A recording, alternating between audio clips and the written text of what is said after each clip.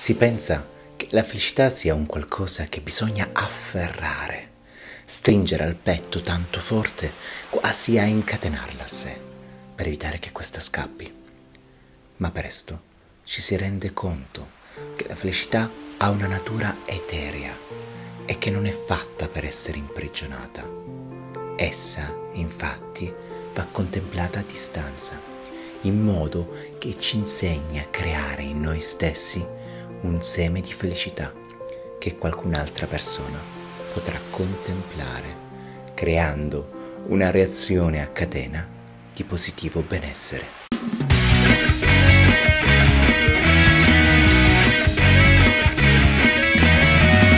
Iniziamo il nostro percorso lungo le vie di questa enorme metropoli, che risulta essere la più popolosa di tutta Europa.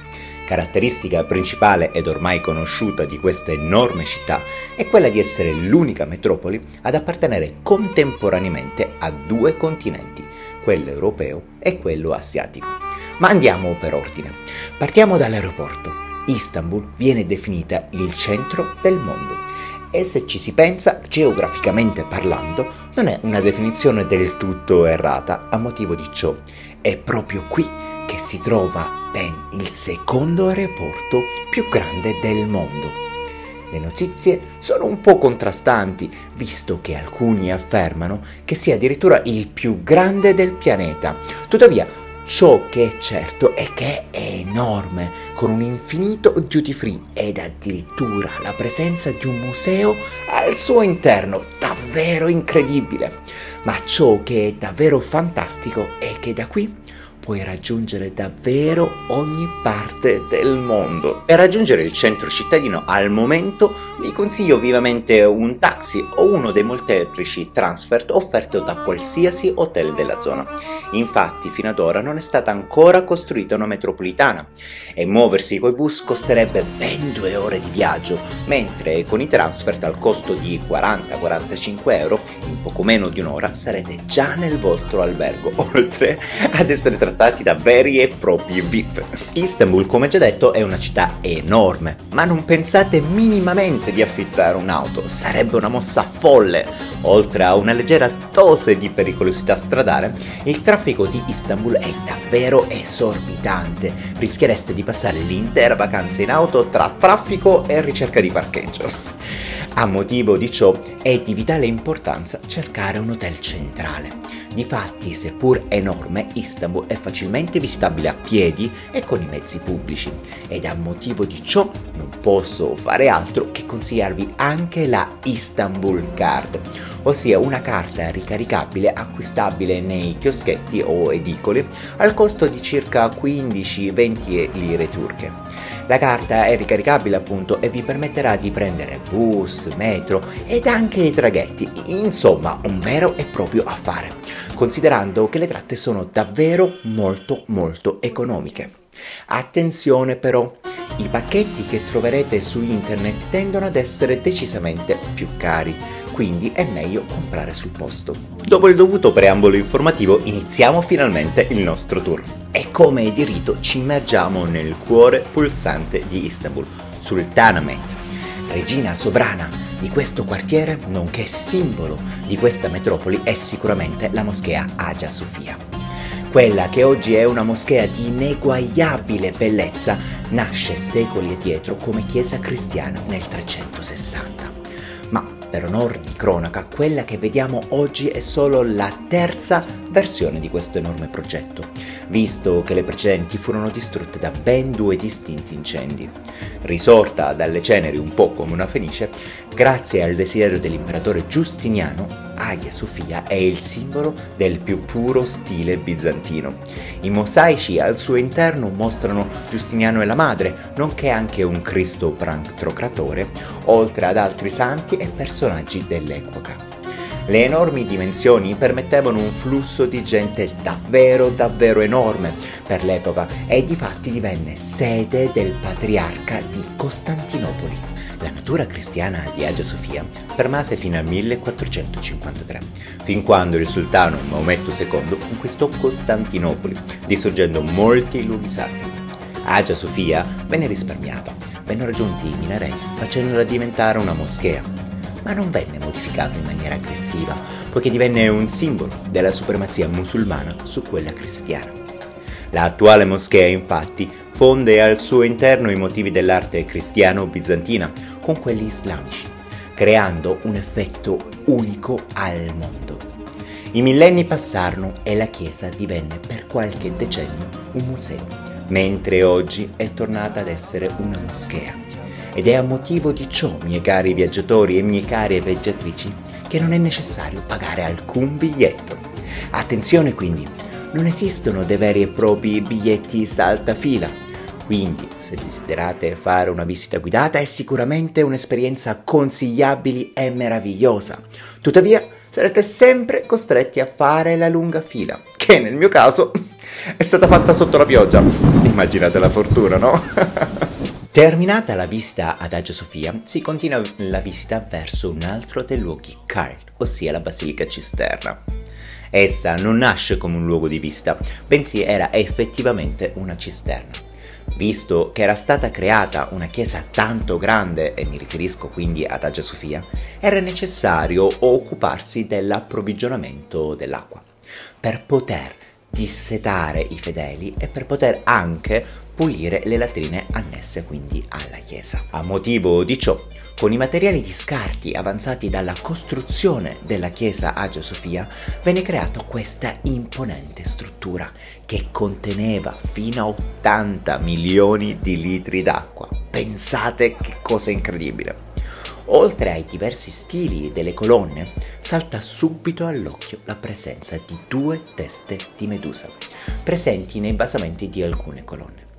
Leggenda narra che vennero poste lì a mo' di protezione, visto che le popolazioni anatoliche credevano che la testa mozzata del mostro avesse un ruolo antimalocchio, ma la storia ci insegna che furono messe lì semplicemente per motivazioni ingegneristiche. Questo luogo, che oggi viene usato per mostre, concerti, fu anche un set del film 007 dalla Russia con amore.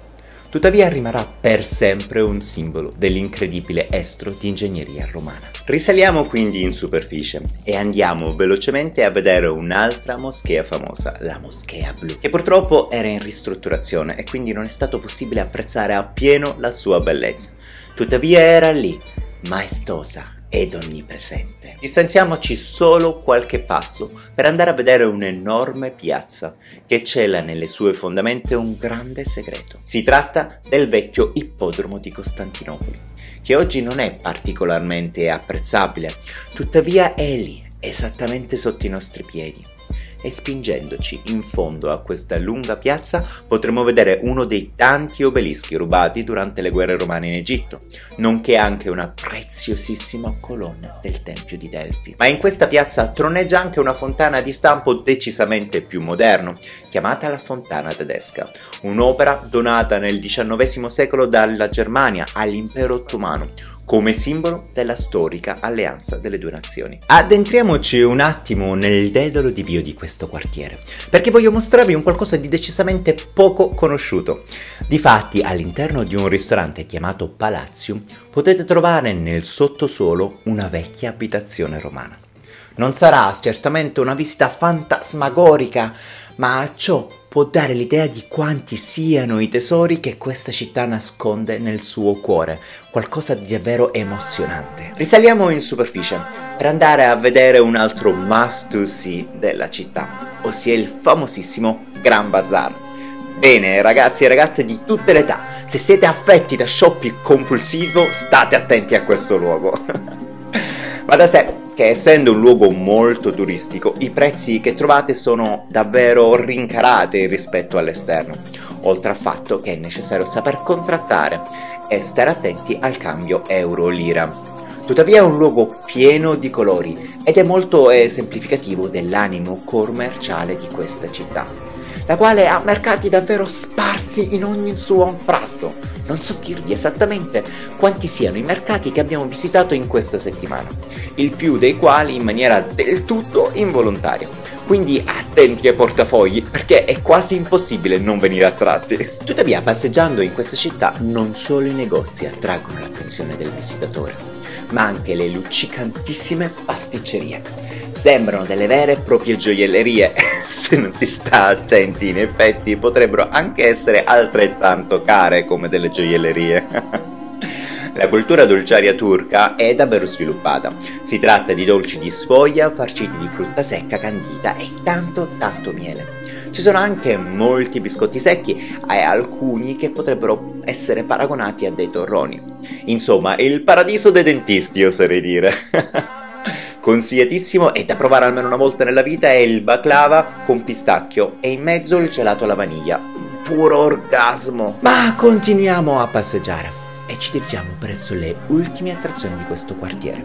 Da citare sicuramente vi è il Palazzo Topkapi, una delle residenze del sultano, opera costruita nella seconda metà del XV secolo. Personalmente sono rimasto leggermente deluso.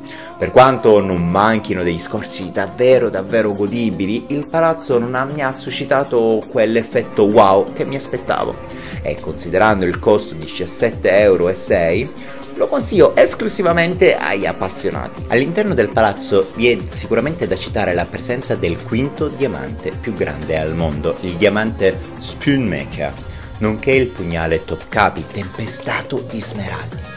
Tuttavia, quello che è davvero interessante è che questo palazzo risulta essere un vero luogo di pellegrinaggio per il popolo musulmano, visto che qui era collocato lo stendardo originale di Maometto, il Siyan Sannak. Uscendo da questo palazzo ci si può concedere un ultimo tuffo nella storia. Infatti il Museo Archeologico di Istanbul è lì vicino e può regalare non poche emozioni qui agli appassionati.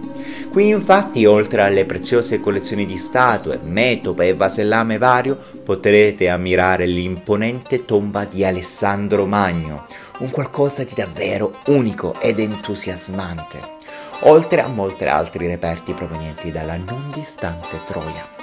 Sarebbe stato fantastico poter ammirare la sezione dedicata all'Antico Oriente e la Mesopotamia, dove vi erano anche parte delle mura di Babilonia, per esempio, ma era chiusa per ristrutturazione. Come avete capito, non ho proprio fortuna durante i miei viaggi. Usciti dal museo non ci si può far scappare una deliziosa passeggiata presso l'esteso Gülhan Parki di Şidi.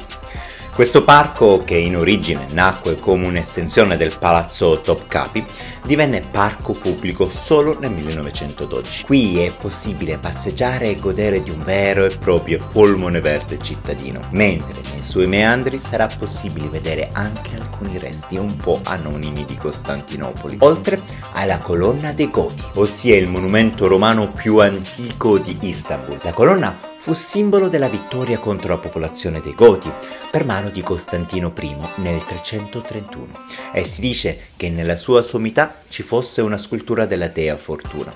Questa però purtroppo venne rimossa per via dell'iconoclastia islamica. Allontaniamoci quindi un attimo dalle solite mete turistiche e incamminiamoci verso il quartiere Beyazıt, fino a giungere in un luogo stranamente non molto pubblicizzato, ma che a mio avviso ha dell'incredibile.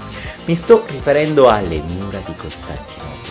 Difatti, allontanandosi circa 5 km dalle solite rotte turistiche, sarà possibile vedere per diversi chilometri parte delle vecchie mura della città romana.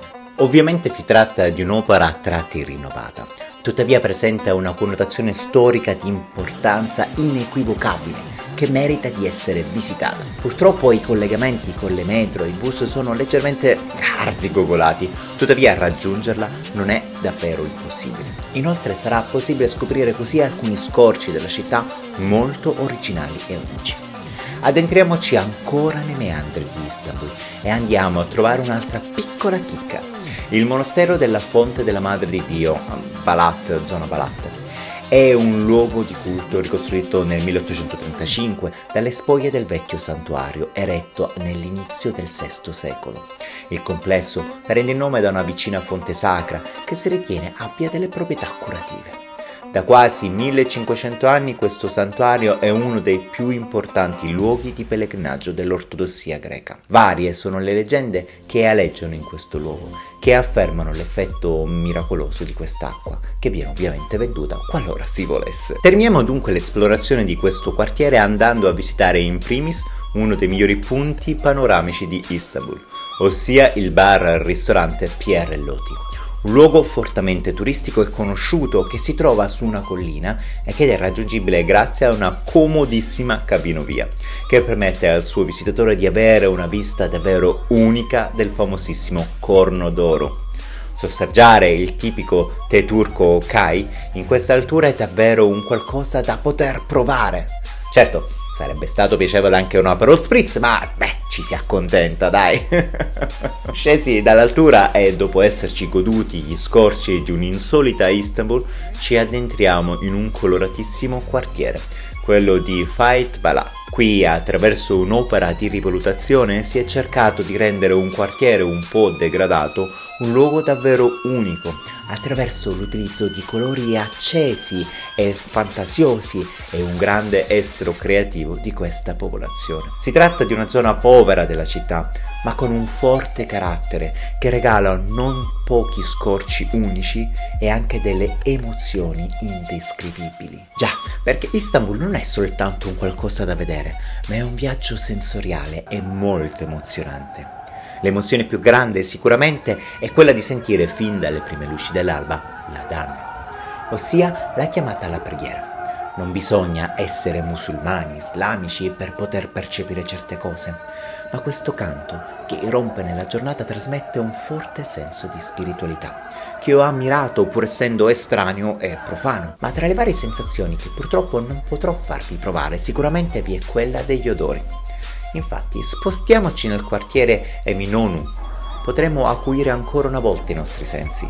Si tratta della zona adiacente al porto, una zona ricchissima di vita e colori, odori e sapori. Impossibile perdersi il bazar delle spezie, detto anche bazar egizio, visto le sue antiche origini. Qui si dice sia il luogo perfetto per comprare spezie e dolci, ma personalmente ho preferito godermi la fantastica esperienza olfattiva di un luogo stracolmo di gente e colori. Essendo siciliano non posso che subire l'innegabile fascino del mare. Il porto di Istanbul è un luogo estremamente vivo. Decine di ristoranti costruiti sulle barche offrono ai clienti il tipico panino farcito con del pesce arrostito, oppure diversi sono i tour offerti per il girovagare nello stretto del Bosforo.